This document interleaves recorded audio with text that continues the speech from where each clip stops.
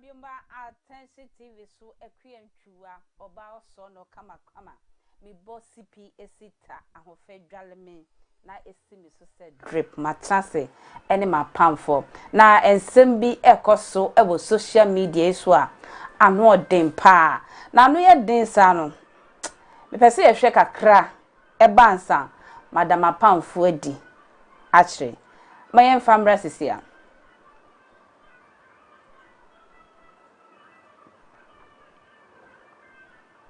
me pacho di asem na asi woni sofu intem mama di kan me de afutu ba mama ni amrante ne amaba o Ghana nyina se omo hwo mo ye na sofu aba no e de ne da mo so enso no mo nyina na ya sofu na asem ne se mama ya o mamu nso o mama ya o mamu nso ba chai na enso no edume bi ase wu etisi abusu enu nti enkra na wu ama ya beka miensa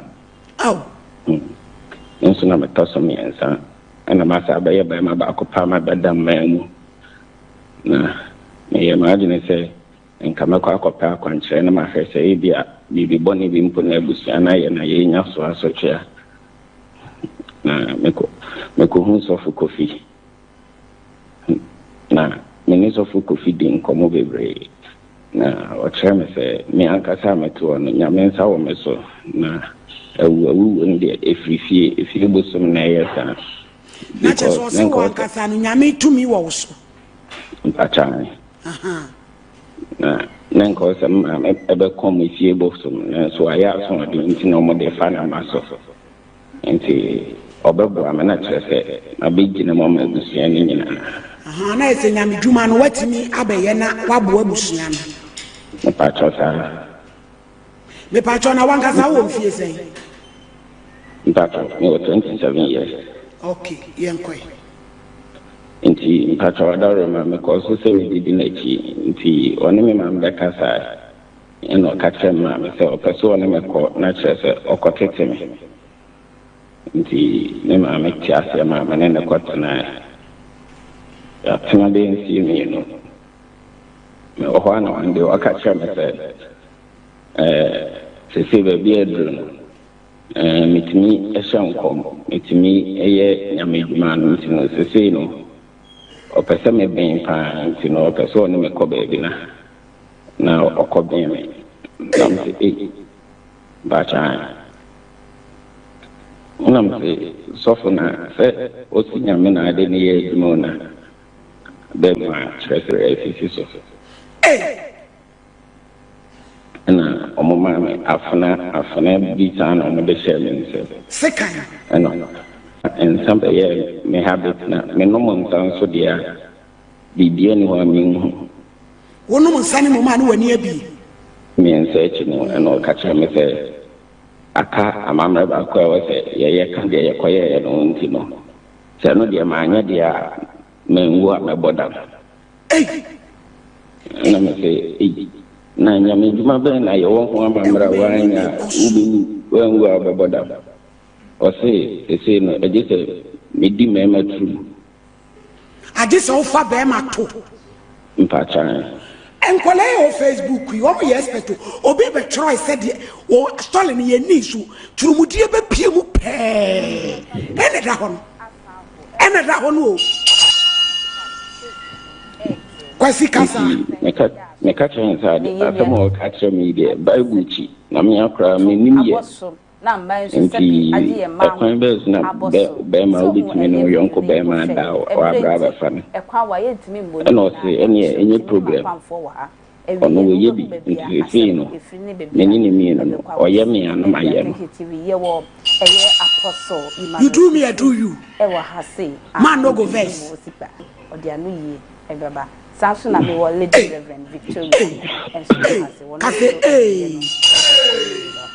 yankwe nti na edu se ye tafe fe papa akwa di kan na wo ye ne de ɔde hyɛ mu baako no na meti pensi nti no mampena ama no antoa so ɛkɔɔ so sɛ ɛtoa so no na mu abi ne mu abi nti no maame sɛ sɛ yɛ ame no wɔkasa yi deɛ madaroma ntimi nyɛ me ho hwee meda paa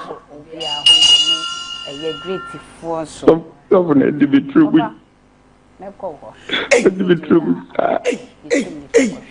management niema a yakɔ so fia na niema bi say no wɔsɔ fi ka say photo da so just benkete chiejira TV e radio susu akwala 27 years wɔrɛ sɔ fi ya panta pa afɔ yam wɔre enadoa because very unfortunate. So yeah, very. You know. This time out. It's more than summer. As a film, because no man and you think this is a software, and this is a software. Anka Sanyama we no anka. Yem fan susu a software. Wow. You know, dear Araho, you're sad. Yes, you're there was be a saffron corner. Yadia, say, software between software service from Muyamoto. Baby. A actually pa Yankopon Ichiri. Nan Yankopon Ponichimpo, Omocrampo makes for Crampo Ichiri. Na BCB Siwo a saffron, I say, sorry, but I'm one. Na I had me say omunye asofo sana hono asofo na yes omutu dedi na yes a eh yes omutu dedi na ewie bremu si bebre no omutu we dedi ja so bi anya ahweye woni we ntino me de ade a egu nyame dum ho findie pa egu ho fim enso entimi ensi nyankopon adwuma ekwan. Oh wow. Yeah. Bible said that Messi Masafo. Papa ensi nyame but some way say question na ebi kura say sisi akura de ye nko asori biom. Papa nkrofo bebre ti fie because of sa nsensem ye kokko okoso nti o. Na sakofo na mbeka say nyame fa ne sanka omo. Okay, so from my house for no say there. So na Yankopon say God added to the church they that must be saved. International business. Unso obi desa unso obi kwa sole na bia unso bia senyam desa kan bia na nyame na de ne saka no eye frɛ tell obi tell those no advert me bla me boa de be nyame som no nye business enye wo what as you won say so ko bible maybe odifo bi ade yira na okọ ode hunfo bi say okohwa na kola bi san say den ekita no say before the economy Chelsea ekita bibi o sa abemu a we na asem no na bibi ikoso ewa busua no na wo ye se wo tu ho anamo nti na I say owo ahotoso ewo asofo ma na se sa asofo nim nti na onya ahotoso okoho edi nti na afi wakofa sa ehawe edi aba no so well vision personal wow salvation personal. So very personal. Say nyame ajewa no ajewo. No ajewo mo. No bu ha say titi na fase ni nyame na wo ko ni me ko preach ma busuya. Eni ba ko pe na obewu ma nyina Yesu Kristo. On be wu ji ye no on be wu ye free ho. Is a busuya no say no be koso a na say omombo mu no enhu nyame a. Unu tumi bia say because be sia no kwan. Because Yesu ne wo no free yeso okay and wo jide o Yesu Kristo mu no wo se nipa no obenya wo timu ade obenya wo se ne wo no boya no faso asem ma me no me nuamo no na se busu obu nipa wo busu ni mo tumi kwa me tumi chan Yesu no bebe wo je ye nkwa be wo ma no me be wo ma musu ade no asa busu ni ade wo ma Yesu Kristo ono betumi apre ajiye na me kaso ke mbejina se me soreti anu me obuso mu dia David me grandpa me to be no say the Yankopon. But me a mistake na boy here. Oh yeah, kese pa. Papa say mistake pa na eye boy. Aya o 2 milika ko eye sofu kufu. Me ko mama vego. Mama won say papa kasa na o ka say ensem ni bi wo yesisi say na nke no kwan say ye di susu nyame asofo ana say nyame adi fo. Say ya ansohwe no so ba ya mota aka say yensu ye nipa de ntina papa ka say ensem ni bi aya me mfa susu. Say mo so mo gya wo mo atenka wo mo. That's it for me. Ahwefo yi. So say kan sem no aka ba wo se ka yidi fo ye hia kwa de kwan say ye boso. Ala mo hia. Secret Kristo mu no. David Kristo mu no. Ka se bi nsem mi wo ho a ke ni kwan say nyame ma hia kwa na. Ye ka bi. Aka sa ne ye ka wo emumpo. Bi se ka nene last ade a etwa to a bebia ke twa to wi asese ka how amane bia na kan last stop ne nyame fie nyame kofo nchen bi se me de mi film nkola bem na minim se ade etwa to wi ase me se o how na wo ko nyame ni panchen akopem wae ntino abrantie no efa be no onye mistake fi say abante no otu ana ma okọ so fuko fi ho no onye mistake me to me no onye mistake ni mistake onye ni say na ho yira no ni o how na e ko na no odene wanko bosom ho ne mo wati nyame ni panka na ka okọ ne nchen enti no kana wono tu ye no ko tu ni ye sem ye sure say be kro no wom no e wo bosomfo wo ho obi oye okoma na komfo na se bibi sa ho o mai komfo ho o mai komfo na ade ho but wan ko mu bia ho na mbom no o ko dwane atoa na menipa ndika na dwane ne de ka ya dwane pa na wiye no na wiye ni ye na eni da ho so amma na menim se abrante na wo kwa asore da isem ye sure say o how we buy ye na wanwane antoa o my comfort no ko nyame ni panchere de na that means bia mechanic say o Kristo ni ana so kwa asore nti onim nyame sa eno nti na ka nyame ni panchere na o ko no akopɛ emoa na no eni da ho a wanyane say ye kwa asore a yekoti nyame asem de boye bra asem na den won fa ye cross asem no nti tambia na me ne memesi kasa me kase nyame asem ye reality say ye ti say nwan o say tambia nyankopon asem ye de toto ogwam ono ye inedi na chi no oyo dwan ba die ye nwan ma odwan su na esamo ano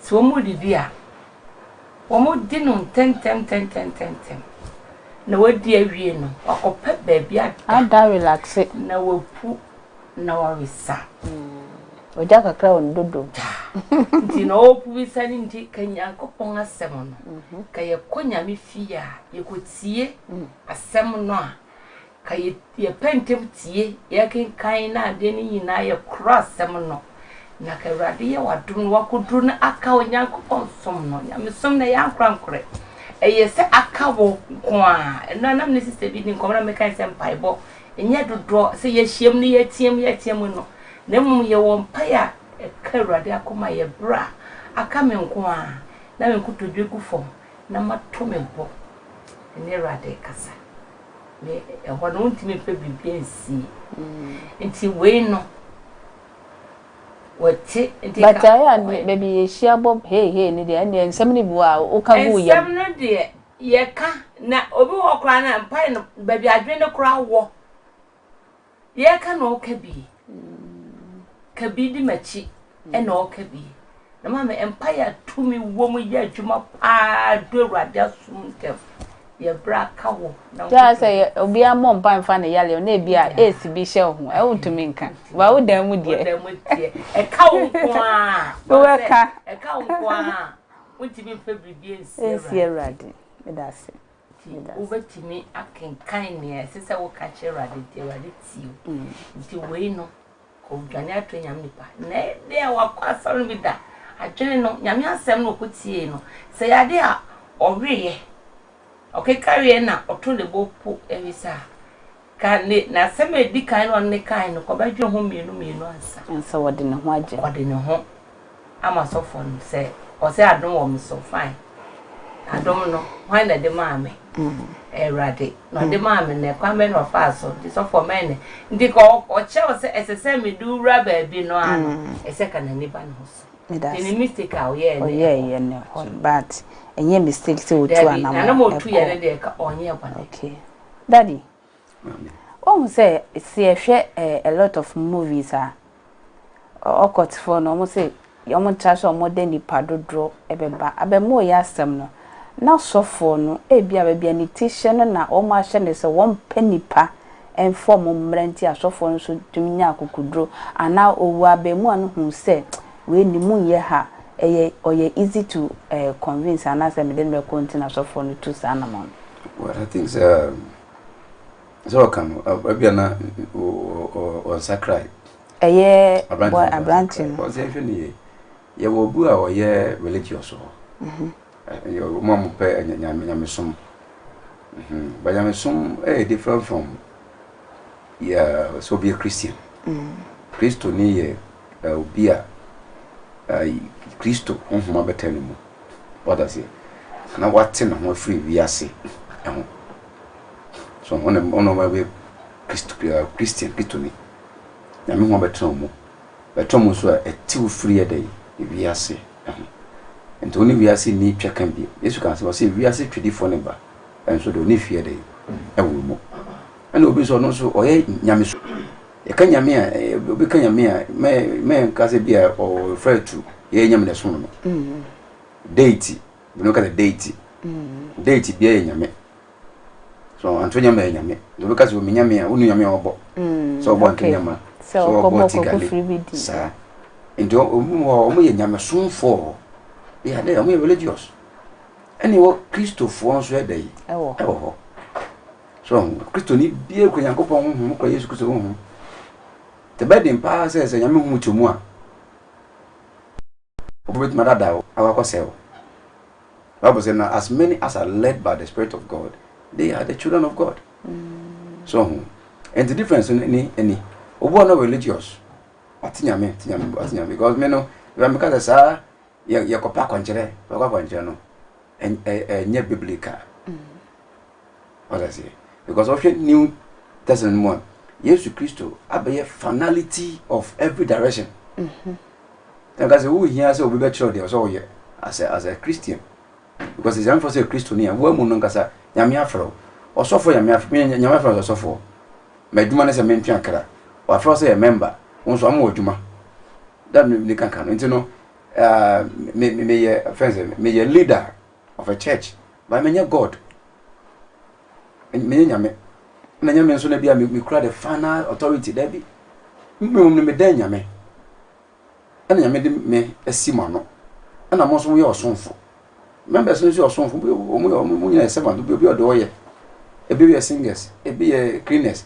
omo nyina ka na nyame ahini no ye build church no nti me hu se mo imi hwade ye bebre no mo kwasa te be nyina ye nkrofo a sebe sebe o nyame ohum enti o mo ede emu nyame tu mo no bo nyame obedan de ye a kyerɛw when that was no abi am ekodi enye because enye sa na anka ade ntina nka ye free ya sapa aba Nyankopon chen that's the one thing and this you know because so problem bia so na mama make answer me ko Nyankopon no Bible personally no so Nyankopon so obeti ohia so obeti ode so yo and this of bia no nyame do ato asafo ano no so ye nyame so ye Yesu fo ankasa de a yenye Nyankopon emma members but osonfo no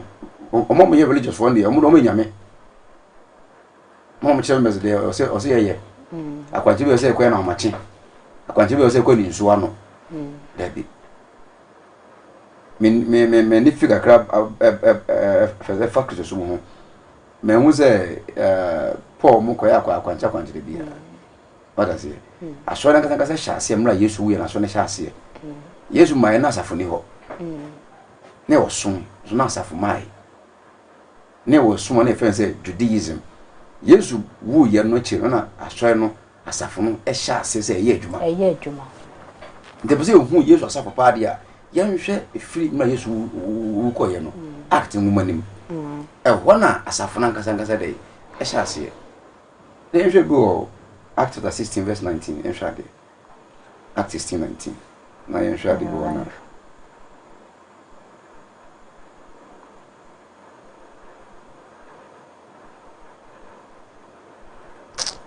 Acts 16 verse 19. Act. Yes, 16 verse 19.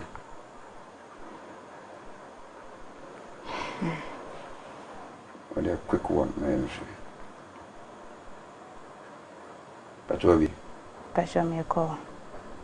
Also, when the owners of the slaves girl, Acts 16:19. She has from verse number Acts 16:16. Yeah. Okay, Acts 16:16. Also, once when we were going to the place of prayer, we were met by a slave girl who had a spirit by which she